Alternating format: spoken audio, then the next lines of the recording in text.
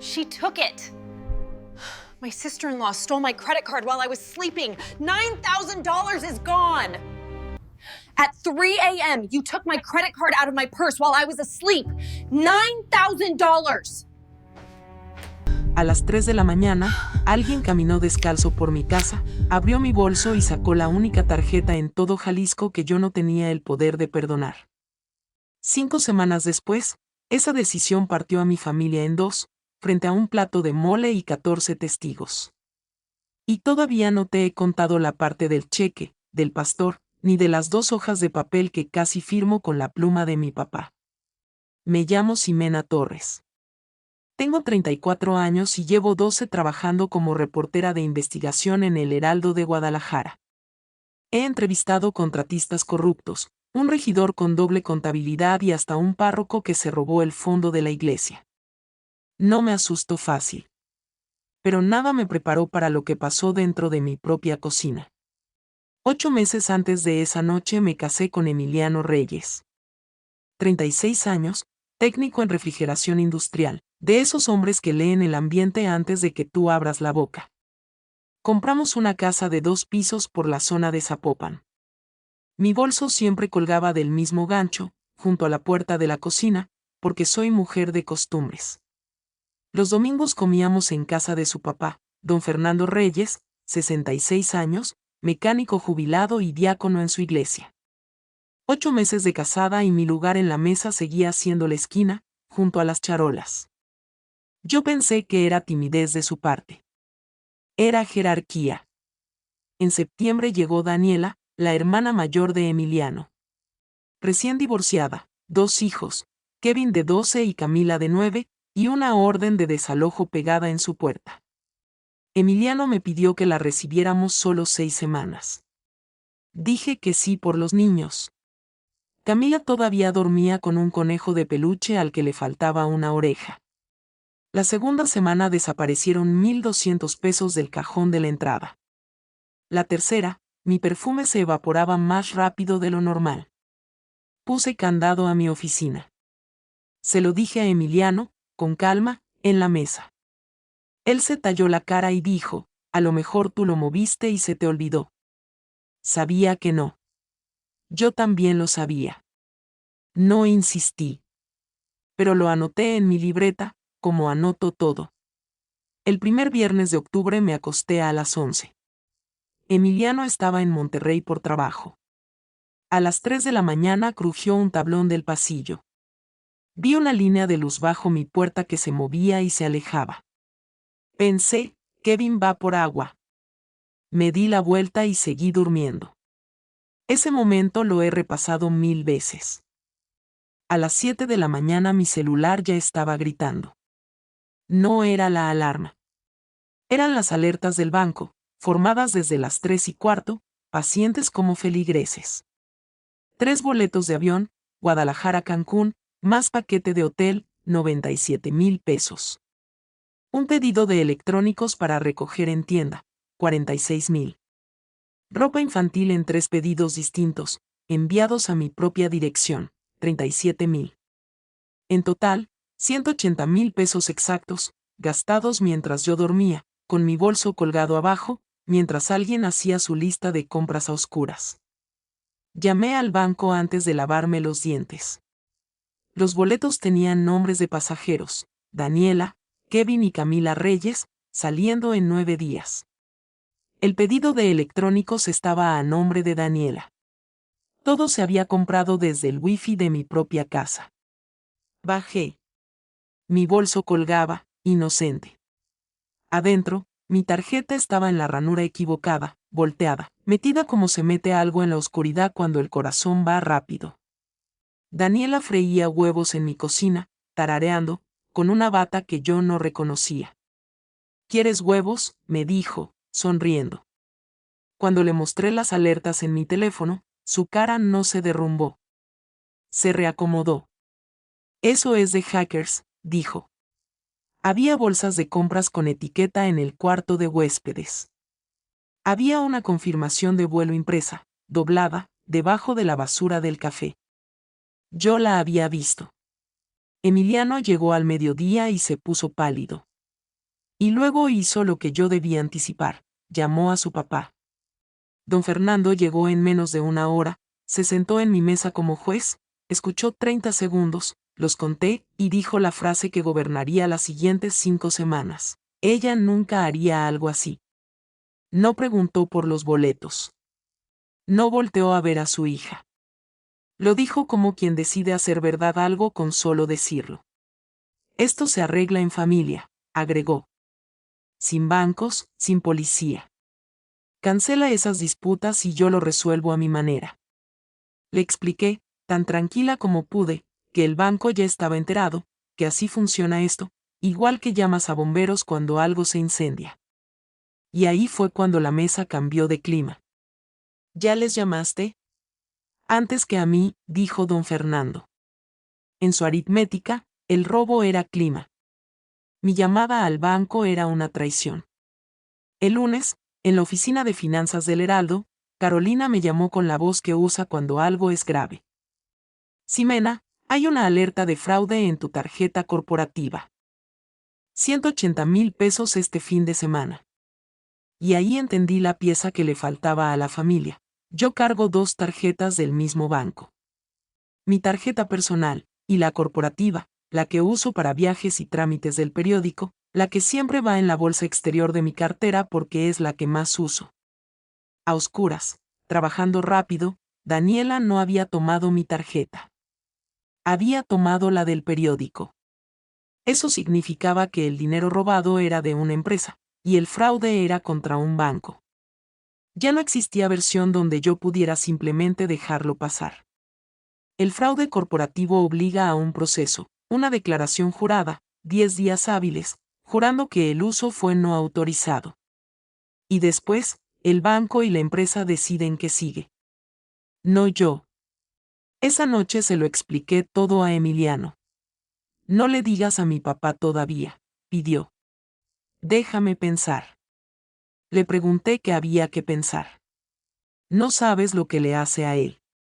Policía, bancos, no sabes lo que le hace, respondió. Guardé esa frase también.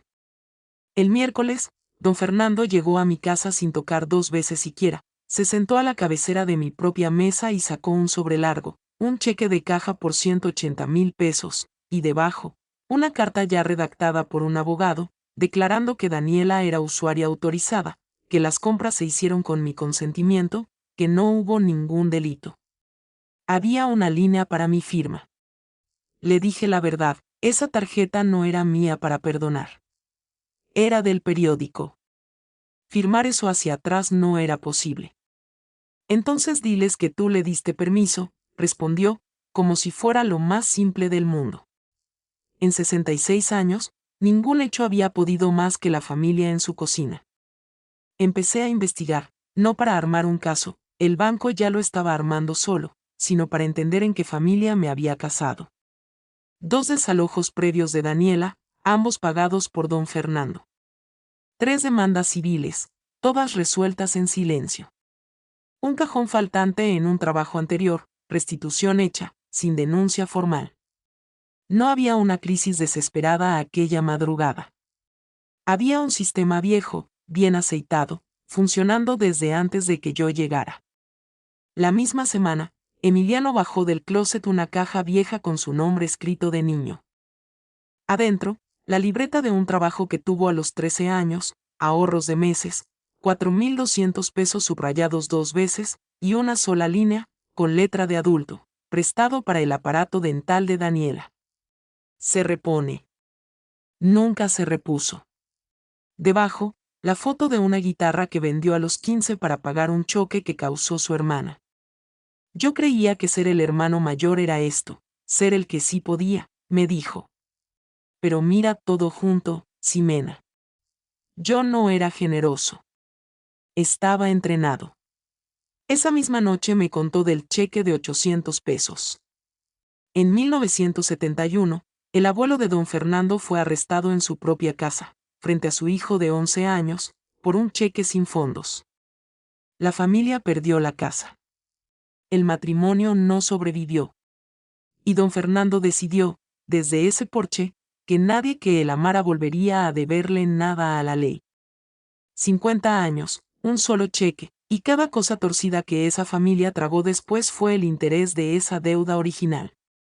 La declaración jurada llegó certificada. 10 días hábiles.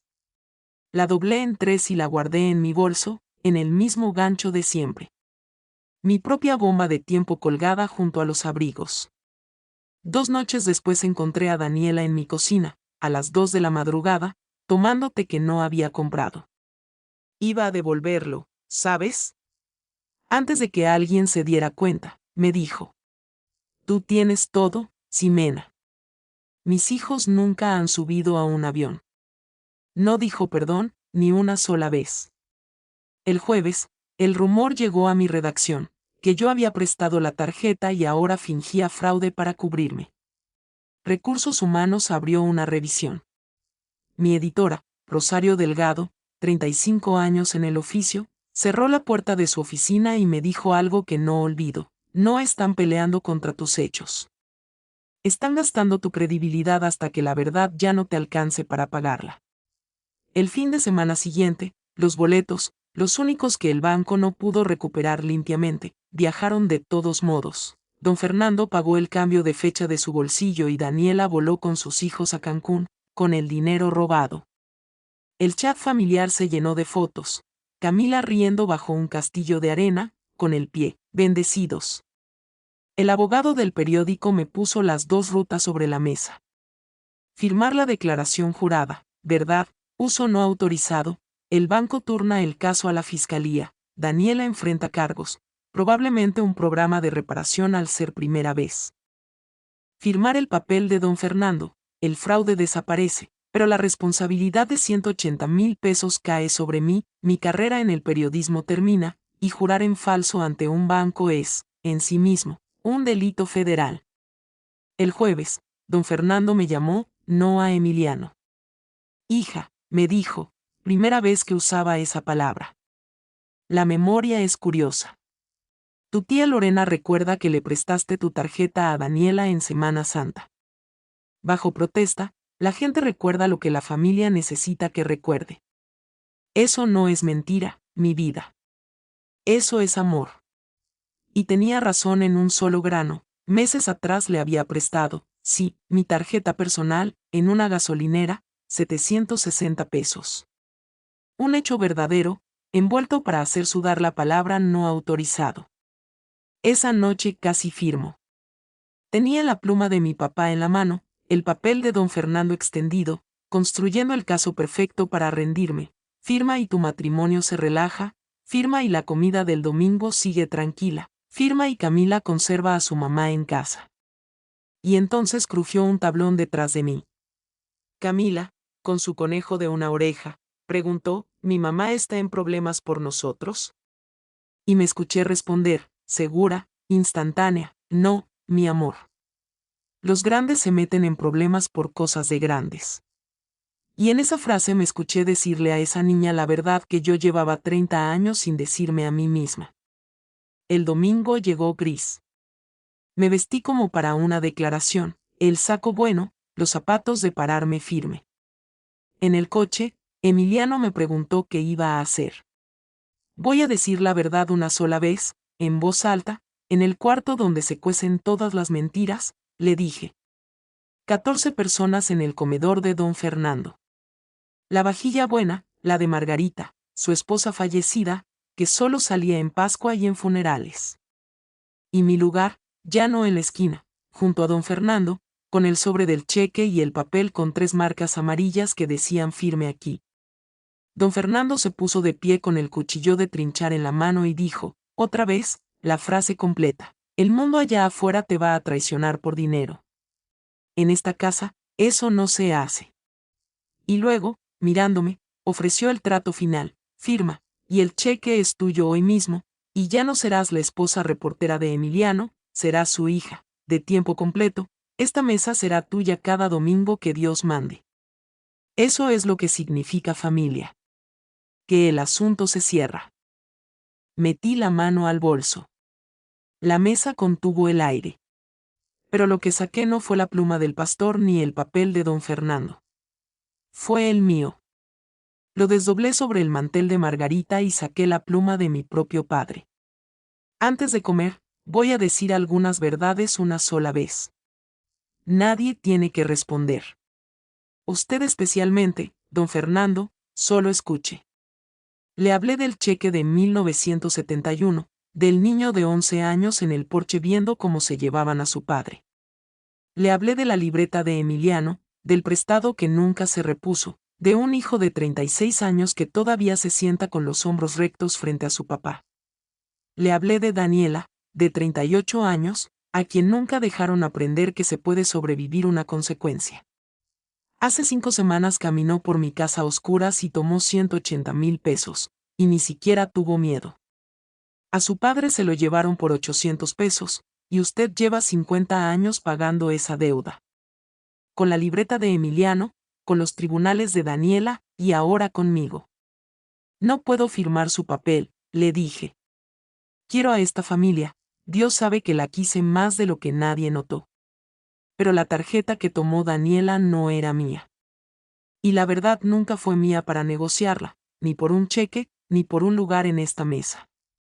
Firmé mi declaración jurada frente a 14 testigos, con la pluma de mi padre, y le devolví el cheque a don Fernando. El sonido que hizo la mesa no fue un grito. Fue algo más callado, y peor, el sonido de un cuarto entero decidiendo algo al mismo tiempo. Entonces no eres familia, dijo don Fernando, y su voz se quebró por primera vez en mi presencia.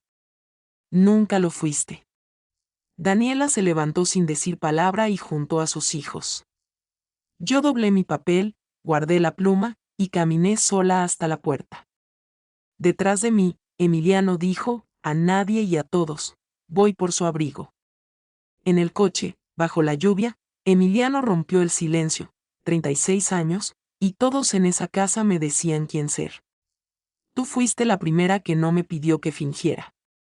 Y ahí lloré, no como me lo esperaba, sin drama, solo el agua bajando, 5 semanas de golpe, o quizás 30 años. Así quedó todo, porque te lo debo completo. Daniela aceptó un programa de reparación, pagó cada peso, hizo servicio comunitario, y si lo completa, no queda antecedente. Nunca quise verla presa. Quería verla en un mundo con límites, y por primera vez en su vida, ahí está viviendo. Consiguió trabajo en una bodega. 5 meses y sigue ahí. En marzo llegó a mi puerta, sola, y me entregó un sobre, su primer pago, de su propio sueldo. No le digas a mi papá, dijo, y se fue. Y entendí que acababa de ver el primer eslabón romperse de una cadena de 40 años. El periódico quedó cubierto por el banco. Recursos Humanos cerró la revisión sin encontrar falta. Emiliano empezó terapia los martes y guarda esa vieja libreta sobre su escritorio, junto a las llaves, para acordarme del precio del silencio, dice. Don Fernando no ha cambiado, y probablemente no cambie. Las comidas de domingo siguen sin nosotros. Y mi bolso sigue colgado en el mismo gancho, junto a la puerta de la cocina, sin candado, en una casa donde ahora duermo la noche completa. A veces lo miro al subir a la cama. Un bolso cualquiera, en una cocina tranquila. Nadie diría que ahí adentro cupo, una vez, el papel más caro de todo Jalisco. Yo creía que amar era pagar en silencio para que nadie se levantara de la mesa. Ya sé que no. La protección que te cuesta la verdad no es protección, es una cuenta que la familia sigue reenviando a quien más los quiere. Y lo más bondadoso que hice por los reyes fue, al final, devolver esa cuenta a su remitente.